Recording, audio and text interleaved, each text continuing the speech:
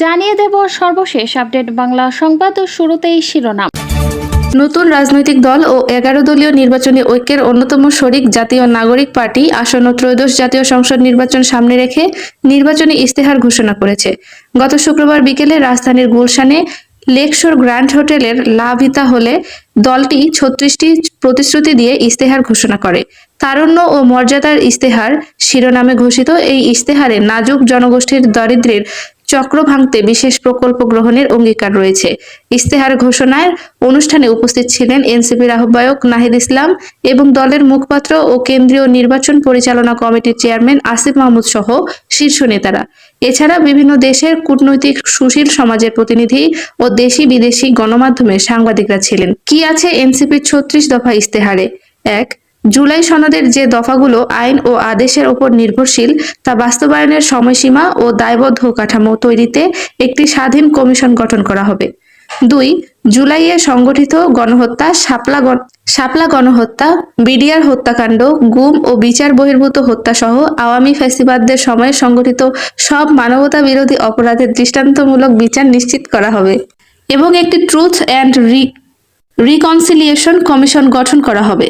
ধর্মবিদ্বেষ, সাম্প্রদায়িকতা, সংখ্যালঘু নিপীড়ন এবং জাতি পরিচয়ের কারণে যে কোনো প্রকার বৈষম্যমূলক আচরণ, নির্যাতন ও নিপীড়নকে প্রতিহত করতে স্বাধীন তদন্তের এখতিয়ার সম্পন্ন মানবাধিকার কমিশনের একটি বিশেষ সেল গঠন করা হবে।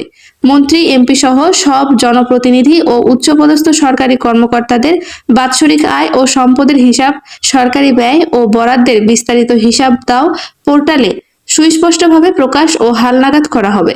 আমলাতন্ত্রের ল্যাটেরাল এন্ট্রি বৃদ্ধি করা হবে এবং স্বাধীন পদোন্নতি কমিশনের মাধ্যমে সরকারি চাকরির শতভাগ পদোন্নতি হবে পারফরমেন্স ভিত্তিক। পে স্কেল মূল্যস্ফীতির সঙ্গে সামঞ্জস্য রেখে প্রতি 3 বছরে হালনাগাদ করা হবে এবং পে স্কেলে ইমাম, মুয়াজ্জিন, খাদেমদের অন্তর্ভুক্তি নিশ্চিত করা হবে। বিভিন্ন কার্ডের ঝামেলা ও জটিলতা দূর করতে এনআইডি কার্ডকেই সব সেবা প্রাপ্তির জন্য ব্যবহার করা হবে। জাতীয় ন্যূনতম মজুরি ঘন্টায় 100 টাকা। বাধ্যতামূলক কর্ম সুরক্ষা বীমা ও পেনশন নিশ্চিত করে শ্রম আইন কঠোরভাবে বাস্তবায়ন করা হবে। টিসিবির বিদ্যমান 1 কোটি স্মার্ট ফ্যামিলি কার্ড ব্যবস্থাকে ট্রাকে লাইনে দাঁড়িয়ে নয় বরং নিবন্ধিত মুদি দোকানে ব্যবহারযোগ্য করা হবে। সুনির্দিষ্ট বাড়ি ভাড়া কাঠামো তৈরি ও পাবলিক প্রাইভেট পার্টনারশিপ বা ওয়াকফ সুকুক সহ ভিত্তিতে সামাজিক আবাসন প্রকল্প গড়ে তোলা হবে।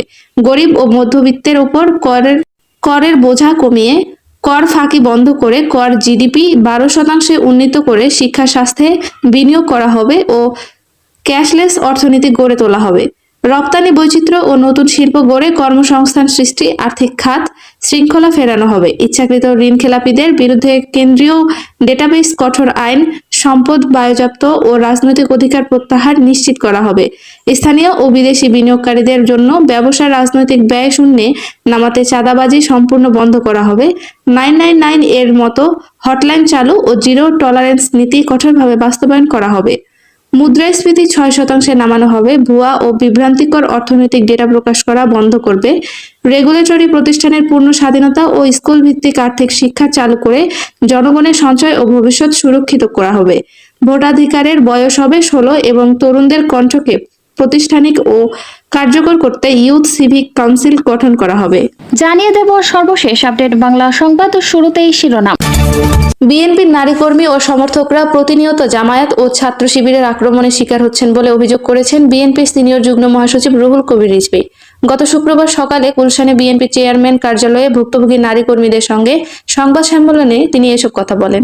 রিজভী বলেন, ধর্মকে ব্যবহার করে সামাজিক যোগাযোগ মাধ্যমে দেশের নারীদের সম্পর্কে অশ্লীল ভাষায় মন্তব্য করছে একটি রাজনৈতিক দলের বট বাহিনী। জামায়াত ও ছাত্র শিবির নারীদের অনলাইন অফলাইন সব মাধ্যমে শারীরিক ও মানসিকভাবে হেনস্থা করছে। প্রতিনিয়ত বিএনপির নারী কর্মীদের হুমকি দিচ্ছে। জামায়াতে কোনো নারী সংসদ সদস্য প্রার্থী নেই উল্লেখ করে রুহুল কবির রিজভী বলেন, জামায়াত ক্ষমতায় গেলে সবচেয়ে বেশি ক্ষতিগ্রস্ত হবে দেশের নারীরা। দলটির আমির প্রকাশ্যে বলেছেন, তার দলের প্রধান কখনো কোনো নারী হতে পারবে না। জাতীয় নাগরিক পার্টির দক্ষিণাঞ্চলের মুখ্য সংগঠক এবং কুমিল্লা 4 আসনে 11 দলীয় জোট মনোনীত প্রার্থী হাসানাত আব্দুল্লাহ বলেছেন, ভোট 2 ভাবে হয়। একটা চাঁদাবাজ, মাদক ব্যবসায়ী ও টেন্ডারবাজদের সঙ্গে আপোষ করে, আরেকটা সাধারণ মানুষকে সঙ্গে নিয়ে। আমি ভোটের জন্য খেটে খাওয়া জনতার কাছে এসেছি। আপনারা যদি আমাকে দায়িত্ব দেন তাহলে চাঁদাবাজ, মাদক ব্যবসায়ী ও ঋণ খেলাপিদের ঘুম হারাম করে দেব। গত শুক্রবার সকালে কুমিল্লার দেবিদ্বার উপজেলার রাজারমিহার ইউনিয়নের মরিচা এলাকায় এক নির্বাচনী সমাবেশে তিনি এসব কথা বলেন। হাসানাত আব্দুল্লাহ বলেন, মাদক ব্যবসায়ী, মাদক কারবারিদের সঙ্গে জড়িত সবাইকে শেষবারের মতো সতর্ক করে দিচ্ছি, আপনারা ভুল থেকে ফিরে আসুন। কর্মসংস্থানের প্রয়োজন হলে আমাদের জানান। দোকান, গরুর খামার বা অন্য কোনো বৈধ উপায়ে জীবিকা নির্বাহের ব্যবস্থা করে দেওয়া হবে। কিন্তু কেউ যদি মনে করে এখানে মাদক ব্যবসা বা সিন্ডিকেট চালাবে, তাহলে তাদের ব্যবস্থা খুবই খারাপ হবে। তিনি বলেন, মাদক, চাঁদাবাজি আর জনগণ একসঙ্গে চলতে পারে না। রাজনীতিতে মাদক ও চাঁদাবাজদের সঙ্গে আপোষের সংস্কৃতি থেকে বের হয়ে আসতে হবে। দেবিদ্বারের অনেক বড় বড় নেতা এতদিন মাদক সম্রাটদের কাছ থেকে চাঁদা নিয়ে রাজনীতি করেছে, এখন তারা পালানোর পথ খুঁজছে। ইনশাআল্লাহ অল্প সময়ের মধ্যেই তারা শেষ হবে। হাসানাত বলেন, আমার সঙ্গে ছবি থাকলেই কেউ আমার লোক হয়ে যায় না।